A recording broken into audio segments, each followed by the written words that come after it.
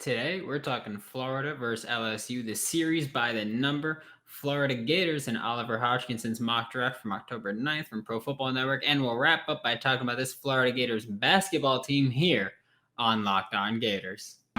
You are Locked On Gators, your daily podcast on the Florida Gators. Part of the Locked On Podcast Network, your team every day.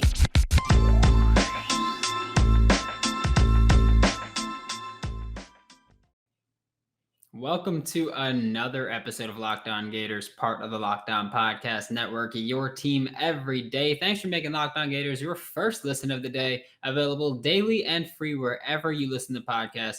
Happy hump day. I am Brandon Olson. You can find me on Twitter at WNS_Brandon. I'm also the founder of Whole9Sports.com, where you can find all of my written work. First, looking at Florida versus LSU by the numbers. Florida right now is 10.5-point favorites, and that's a lot. That's a lot looking at a team that this year hasn't been great against the spread to begin with, but also, 10.5 points against LSU, any rivalry game, a 10.5-point spread is something that's not great, but LSU's going through it right now. They've got a lot of injuries to deal with across the entire team, really. Like whether you're looking at offensive skill positions, defensive, offensive line, defensive, everything you can look at, they've got injuries. So I understand it to a point. This is a Florida team where BetOnline is clearly just going, you know what? We've got faith in you. I don't totally. I'm still going to take this line. Don't get me wrong. I'm still absolutely going to do it. I've said as long as it's not something like 40 points, I will take Florida. So I'm still taking Florida to cover here. Money line is minus 400, which of course, if you don't know, that means you've got to bet $400 to make a $100 profit, which that's not a super great investment. Of course, you can then. That's the benefit of having to go, well, they don't have to win by 11. They just have to win in general. But also, like, if they lose, then you lost that. And if they win, it's like, did you really make that much off your investment? Not a ton. The over-under is 59. I'm taking it. I don't care. I don't care what it is. If I see an over-under for Florida that's under 65, I'm taking it. If I see one that's over 65, I'm probably taking it anyway. I don't care. I think that Florida can put up points. I'm sorry. I know that Florida can put up points. I'm using this because last week the spread versus Vanderbilt was still the over-under versus Vanderbilt was still 59. I'm using the same logic that I used against Vanderbilt. I think that Florida can put up 40 something. And I know that Florida typically is going to give up a couple of big play touchdowns here and there, or just points in general. Last week, Vanderbilt missed 3 field goals, I believe it was. So it's not like the defense was just completely keeping them out of the game the entire time. Early on, they were giving them a little bit of a chance. It's not our fault that Vanderbilt sucks, So yeah, against a team like LSU, I'm still saying Florida can still put up 40 something points. But I think LSU has a much better chance of scoring those. We'll say Florida puts up 42 again. LSU's got a much better chance of putting up those 17 that you would need to then hit the over. So I'm taking the over. Again, it's what I'm going to continue doing with Florida. I think our offense is tremendous. Our defense is still very good. Our defense is just so frustrating because they're so dominant for 90% of the game. But the 10% is them giving up 75-yard touchdowns to Tennessee and things like that, and 41-yard screen touchdown to Wan'Dale Robinson. So this defense is so good, but it just implodes at certain points. And then they get back together, but they've already given up points by that point. So yeah, I said points a lot. But I'm taking Florida to cover the 10.5-point spread. I'm not betting money line because I'm already taking the spread, so that's just redundant, honestly. And I'm taking the over, which I always do with Florida, because again, we're going to put up points. I don't care who you are. Unless we're playing a team like Army, where I know they're just going to kill clock, I'm going with the points. I don't care. I'm taking it. Florida's 33-31-3 all time against LSU. LSU is, of course, on a 2-year win streak because, well, they had a historic championship season in which they beat Florida, which was really fun to watch. And then last year we had the shoe game, which was really fun to watch. Of course, last year's the game where I'm like, yeah, I'm not super pissed about the shoe thing because genuinely, I don't give a damn about the shoe when you look at the fact that LSU honestly just didn't deserve to be in the game with Florida at that point. So I don't care too much about the shoe because the shoe should have been moot, honestly. It should have just been completely irrelevant. But Florida in general sucked it up the whole time, kept LSU in the game, and the shoe ended up meaning something. So again, I'm not mad about the shoe as much as I'm mad about letting LSU be in that game at all to begin with. So yeah, but it's really fun because this is a series that often exchanges short winning streaks against each other. LSU wins 2 or 3, Florida wins 2 or 3, LSU wins 4, Florida wins 9, which is the longest winning streak in this series, owned by Florida. And LSU's longest winning streak in this series is 4. But yeah, they tend to exchange winning streaks with all the injuries that LSU has right now. Like I mentioned earlier, there are injuries at every part of this team. With all the injuries that LSU has, I'd imagine that Florida is capable of taking possession of it this year. And I am wording that as conservatively as possible because I know a lot of LSU fans and I am going to hear it. Because last year I was like, oh, we're going to beat the brakes off of them. And then you know what happened. But, I'm going to say it as conservatively as possible. I think I know Florida's capable of taking possession of the series, the winning streaks, as in starting their own this year. But I am going to remain a little bit hesitant today when talking about it because I try not to speak in absolutes because I tend to get things wrong a lot. And if you've listened to the show consistently or even every now and then, I think you get that as well.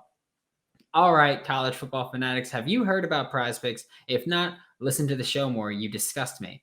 PrizePicks is daily fantasy made easy. I love it, and I know you will too. PrizePicks offers every sport you can think of: NFL, college football, NBA, college basketball, MLB, soccer, MMA, and more. PrizePicks even offers college football props, which are, like I've said before, incredibly difficult to even find, but PrizePicks offers them and has more than anywhere else in the world, and they offer all the star players from the Power 5. You can look at Emory Jones, Dameon Pierce, Naquan Wright, or you can look at mid-major schools like Toledo and look at Bryant Koback, Bryce Mitchell, players like that you don't get to see a lot, but now you can bet on. That matters to me. Helmet back here, tattoo in the arm. It is what it is. And PrizePicks allows you to take mixed sport entries. You can take the over on Emory Jones rushing yards and the under on Colin Castleton rebounds if you want to. Don't hesitate. Check out prizepicks.com or go to your app store and download the app today. PrizePicks is daily fantasy made easy. Thanks again for making Locked On Gators your first listen of the day every day. We are available daily and free on all platforms. Now we're going to take a look at, I mentioned this, Oliver Hodgkinson, who is with Pro Football Network. You can find him on Twitter at OJ Hodgkinson. He is fantastic. And he recently put out a mock draft on October 9th, which was Saturday. And the mock draft, it's 4 rounds deep, and there are Florida Gators in it. And I was like, you know what? Let me talk about this on this Wednesday's episode. So that's what we're doing. I will say I wanted to fight him. I will say this off rip. I have no problem saying it. I wanted to fight him when I saw that the first Florida Gator to go went 37th. But at the same time, I kind of get it. Obviously, it's Kaiir Elam. We know this. Kaiir Elam is the first Gator off the board here. He goes at number 37 overall. Kair's been banged up for the past few weeks. That's going to play a part, at least a little bit, in current projections because it's like, well, how long will this nag him? How will he be when he comes back? Things like that. I still stand with my point that he's a top 15 player in this draft class. But there are injury concerns. It's a very deep corner class. So guys fall. But he goes 37 to the Atlanta Falcons. I love the fit personally. AJ Terrell has been fine, despite what you Bucs fans think of him, because I know Bucs fans listen to this, and I get it. You don't like him. He's a division rival. It is what it is. I wasn't a huge fan of him coming out of the draft, but he's worked out so far. But you can always use another corner. I mean, Bucs fans, you know this better than anybody else. Look at your cornerback room right now. Injury. It's just hurt everywhere. The Falcons getting Kaiir Elam gives them a solid 2 deep here of young corners that can challenge receivers as they go downfield and vertically and make plays on the ball. It's a fantastic pick here, Kaiir Elam. I love the fit. The Bills taking defensive tackle Zach Carter at 62 overall. Him being listed at D tackle is interesting but understandable. The Bill, before I even get into the Bills part of it, Zach Carter, he's someone who's moved around our defensive line. He's played end, he's played deep tackle. He moves around quite a bit. He's very versatile pass rusher and solid run defender. Sorry. And so he's very good all around. He's not a guy that's dominant at any one thing. Bills committed to edge rushers last year, taking multiple edge rushers in the draft. But Zach Carter gives them another versatile rusher that they can move all around the defensive line. You want to put Rousseau at D tackle where he thrived at Miami, put him there and Carter on the edge. So, do whatever you want. Switch them all around, move them around the formation, around the defensive line. Let them do things. It allows you to be creative. And when you look at a defense that is creative and can move guys around like chess pieces, it's so difficult to compete against. And like Zach Carter on that defensive line you could put Epinesa, Basham, Rousseau, Hughes, Zach Carter, Ed Oliver, Harrison Phillips. You have so many guys you can throw out there. And I'm sure I'm missing someone somewhere. But you have so many guys you can throw out there that you can keep legs fresh and keep a pass rush going, because that's something that kills teams a lot when they don't have good depth at pass rusher. And then later on in the game, they're just stuck chasing guys like Lamar Jackson all day because they're moving half speed. Next, we have 2 Seahawks picks. There's 4 Gators that go in this mock draft. The next up are 2 Seahawks picks, both on the defensive side of the ball. So obviously, you look at this mock draft and you go, wow, 4 Gators go, all defensive and all understandable if we're going to be honest about it. First up, the Seahawks take edge Brenton Cox Jr. at 87 overall. First of all, the Seahawks love taking high ceiling defenders. Brenton Cox Jr. is exactly that. He is very toolsy, people might say. So he's very toolsy guy, but he's got to put it all together. And that seems like exactly who the Seahawks would take. But knowing the Seahawks, they'd take him in the first round, even if his value is the third round. But he gets to play in a defense where, I'm just being honest. He would get to play in a defense where he's pretty much going to be allowed to just focus on getting after the QB. And that's huge for someone like Brenton Cox Jr. Because if you just go, hey, pin your ears back, get after him, that's going to be huge for his game, because he's going to be like, okay, like I have one job, get after dudes. And when you've got in your division Kyler Murray, Matthew Stafford, and Trey Lance, you got to get after dudes. So getting Brenton Cox Jr. here and adding to this pass rush is huge, especially with the team that their defense has been lackluster at certain points over the past couple of seasons. So adding a possibly high ceiling pass rusher here is huge. Adding him into this defense, he's a good fit too. This would be fantastic value for the Seahawks. I get it. We're still incredibly early, and we are so far from the actual draft happening where everything is going to change at every point. But OJ, Oliver, whatever you want to call him. I usually say Oliver. I don't know why I said OJ, but Oliver, he has done a good job so far here of getting players with good team fits, and that's something people don't usually nail down this early. And the last player is Ventrell Miller, the linebacker, going to the Seahawks at pick 105. I know that there are Gators fans who are like, Ventrell Miller should be a first-round pick. You're wrong. Like, you're entitled to your opinion, but opinions can be wrong, and yours is wrong. It's as simple as that. Ventrell Miller is not a first-round type of linebacker. He's very good, but not a first-round type of linebacker. When you look at Miller possibly being a Seahawk, you got to look at Bobby Wagner. He's fantastic, phenomenal, no doubt about it. But he can't be amazing forever. That's just not a thing that can happen. He just can't be amazing forever. Ventrell Miller is also a leader that can contribute early on.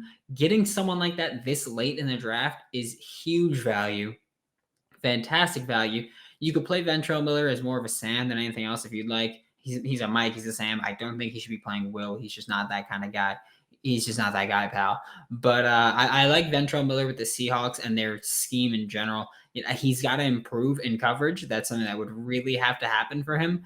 but I like where he's at. I like his ability to contribute against the run because, I mean, again, we talked about the quarterbacks there. The running backs aren't amazing in the NFC West, but offensive lines, they're pretty good in the NFC West. So you've got to have linebackers that can shed blocks, that can kind of sift through the garbage, that make plays when the other team does run the ball. And specifically with San Francisco, they like to run the ball. Their running game is just phenomenal. The Rams scheme things up properly and scheme things up nicely. Cardinals, not so much at all. But Ventrell Miller is also just a body snatcher. Like that's one thing that I don't care where he goes, fans are gonna love him because he is gonna just take dudes' souls all day, and fans are gonna be like, wow, I love him. I love that energy. Like he's that kind of guy. So overall, I like where the Gators wound up in this draft. I like I'm a general fan of the range that they went. I think Kaiir Elam should have gone much earlier than he did, but I still like the Falcons as a good fit. Zach Carter's a good fit with the Bills. Brenton Cox Jr. and Ventrell Miller to the Seahawks would be huge gets. So I'm a big fan of this mock draft, and I'm going to cover mock drafts more as we're getting closer to the end of the college football season. We're about the midway point right now. Next week's our bye week, and next week we'll be going through the first half review, second half preview kind of thing. All fun there. I don't know about you guys, but now the football season is here. I'm constantly snacking up always, like incessantly, especially now that there are games pretty much throughout the week. Again, starting first week of November, we will have games consistently every day of the week, which I cannot wait for. But now I've started snacking on Built Bar. Built Bar is the best protein bar on the market. If you're trying to eat clean, but you've got a sweet tooth like me, that's no longer a problem. Built Bar is your low calorie, low sugar, high protein, and high fiber solution. You can even enjoy Built Bar if you're keto. Remember to use promo code LOCKED15 to get 15% off your next order. That is locked, LOCKED15 to get 15% off of your next order at BuiltBar.com. Now we're going to take a look at this Florida Gators basketball team. I'm pretty much just looking at the roster here right now. I wanted to talk about what my starting five would be, which I'll get to in a second. Prefacing this by saying Keontae Johnson, unfortunately, hasn't been cleared, and it's gotten to a point where, of course, he collapsed last year against Florida State.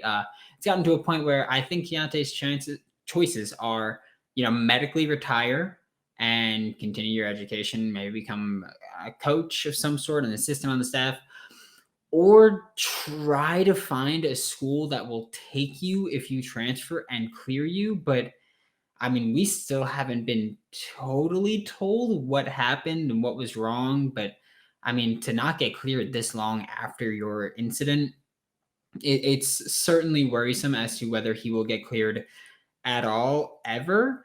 So I personally, for his health, I'd prefer to see him just retire, call it a day, and get into coaching, and hopefully that'll work out for you. But now on a more positive note, we're going to look at the starting five, or what I think the starting five would be if I were Mike White. Obviously, I don't get to see all these practices. I don't get to see everything that he does, and I'm not that good at basketball smartness. That's what I'm going to say. I'm not that good at basketball smartness. I don't have a high basketball IQ at all. But here's my starting five. I'm going 3 guards and then 2 forwards. Not necessarily saying that either one of them would be the point guard. I just want to clarify that. I'm not going 1 through 5, none of that. Just going with the 3 guards and the 2 forwards. Tyree Appleby is the first guard that I'm going to bring up. He's experienced with the team. He's been here. He's one of 2 returning players that I have in the starting 5. The other's obviously Colin Castleton. But Tyree Appleby played 28.5 minutes per game last year, 11 points per game. I'm not doing the 0.3s. 11 points per game, 3 assists per game, 3 rebounds per game, 1.5 steals per game. No idea if he's really capable of being a full-time primary ball handler / scorer. Like Trey Mann was that dude for us last year. He was a primary ball handler. He was the primary scorer. He was a huge chunk of the offense. But Tyree Appleby has at least shown that he can be a contributor and a secondary or tertiary ball handler. Also going to say that with the 3 guards I have, I'm not totally confident that either of them can be a full-time ball. Like, I'm not sure that either of them can take the ball 70% of possessions that they're on the court and be like, okay, like this is going to be my offense. But I'm talking basketball here. That's the approach we're taking. Tyree Appleby can shoot from behind the arc, and that's important, as you'll see throughout the rest of this starting 5 that I have. Marion Jones, the guard that transferred from Penn State, of course. At Penn State, he played 30 minutes per game, 15 points per game, 2 assists per game, 3 rebounds per game, and a steal per game. He also hasn't shown that he can be a full-time primary ball handler or that he can really create for others consistently. But again, this is the same thing with Tyree Appleby. I don't care if he could be a full-time primary ball handler. I just need him to be serviceable and just roll with that because, I mean, he's shown he can create for himself a bit. He's shown the ability to score and shoot from three again. So he should be on the court consistently, and he's not a complete liability defensively because that's been something that Florida's fallen into a trap with in recent years of getting guys that, I mean, even Trey Mann, as phenomenal as he was offensively, complete defensive liability. And I don't think it was for a lack of trying. I just think, he was skinny, not super aggressive defensively in the sense of going for steals and challenging ball handlers. I don't think he was great there. As good as he was offensively. Next, Brandon McKissick is the third guard that I have out here. Transfer from Missouri, Kansas City. He played 34 minutes per game at 17 points per game, 3 assists per game, 4 rebounds per game, and 2 steals per game. He was a defensive player of the year in the conference. He was an all-conference player, 43% shooter from three. He can be a ball handler. Again, don't know if it'll be a primary ball handler, but he's shown that he can be a ball handler and at least contribute here. He is a tremendous defender, and that's what I really love about him. You guys all know by this point, I love defense, whether it's football, baseball, basketball, soccer. I don't care what it is. I love defense. Brandon McKissick is that dude defensively. He's an alpha mentality defensively. I think he's a fantastic third guard to round out this lineup. And looking at forwards, CJ Felder, the transfer from Boston College. He's more of a 3 or a 4, but teams go small ball now. And he played out of position at Boston College. When they went small ball, he was their center, basically. 10 points per game, 6 rebounds per game, a steal per game, 2 blocks per game, serviceable shooter from 3. That's huge because now we've got 4 guys on the court that are serviceable shooters from 3. At the very least, you've got to respect them. And then we've got Colin Castleton, who's a forward center type. He's returning for one more go. He entered the draft initially, did not hire an agent, so he was allowed to come back to Gainesville, which he ended up doing. 12.5 points per game last year, 6.5 rebounds, 2.5 blocks in 26 minutes-ish. He's not a threat from 3. He's about a big a threat from 3 as I am. I can't shoot, just so you know. I'm awful. I just want to let that out there. But he's fantastic post defender. He's the one guy that can't really shoot here. The idea with this starting 5 is to have 3 people that are capable of being ball handlers that can all space the floor. CJ Felder being a bit of a stretch for at least needing to respect him from 3. And then having Colin Castleton who can work in the post. He can run the pick and roll, whether it's high or low pick and roll. The 3 and D team personified with a traditional big man to get the rebounds, to do all the dirty work down low. Of course, you'd have guys like Anthony DeRuggi, Kawasi Reeves, Phlandrous Fleming Jr., all coming off the bench as the 3 primary rotational guys at this point. I'm excited for the Gators this year. We've seen a lot of turnover from last year. We lost a ton of guys. But it's an interesting roster to say the least. I love the transfers we brought in. We clearly want to be a 3 and D team.